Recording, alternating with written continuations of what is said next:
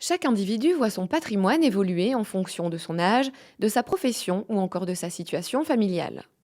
Penchons-nous sur une tranche d'âge bien précise, celle des 60-69 ans. Retraite, aide aux enfants, c'est le temps de trouver des solutions pour préserver son capital et assurer sa transmission. Retrouvons Guillaume. Souvenez-vous, il était cadre supérieur dans un grand groupe, marié à Alice et père de 2 enfants. Aujourd'hui, Guillaume a 65 ans, il vient de prendre sa retraite et ses enfants réalisent leur premier grand projet de vie. Guillaume est à la tête d'un patrimoine de 2 millions d'euros, composé de biens immobiliers incluant sa résidence principale, d'assurance vie, d'un PEA et de livrets fiscalisés.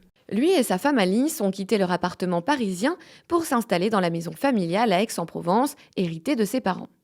Ils ont ainsi pu mettre en location leur ancienne résidence principale, s'assurant une source de revenus régulière pour compléter leur retraite.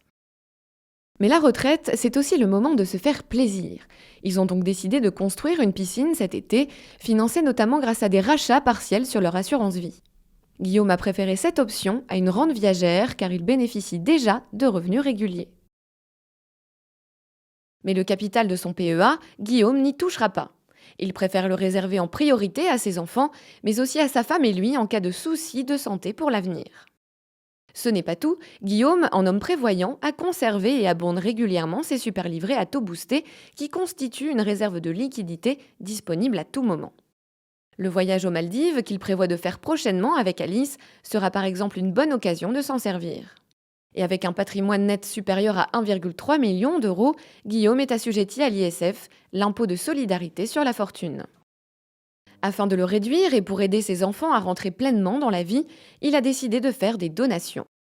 En plus de la maison d'Aix, il a hérité de ses parents de 2 contrats d'assurance vie et un compte sur livret d'une valeur totale de 180 000 euros. Ce sont ces actifs qu'il décide de répartir entre ses 2 enfants, Arthur et Oscar, de manière équitable, soit 90 000 euros chacun. Il choisit pour cela une donation partage en pleine propriété qui permet à ses enfants de jouir en totalité et en toute liberté de cet argent. Arthur va pouvoir ainsi réaliser son rêve de monter une entreprise d'impression 3D avec un de ses amis ingénieurs. Oscar, son petit frère, l'utilisera lui comme apport pour acheter un 2 pièces avec sa fiancée. La législation en vigueur permettant à un couple de donner à chacun de ses enfants 200 000 euros tous les 15 ans, Guillaume se réserve bien entendu la possibilité de faire d'autres donations plus tard.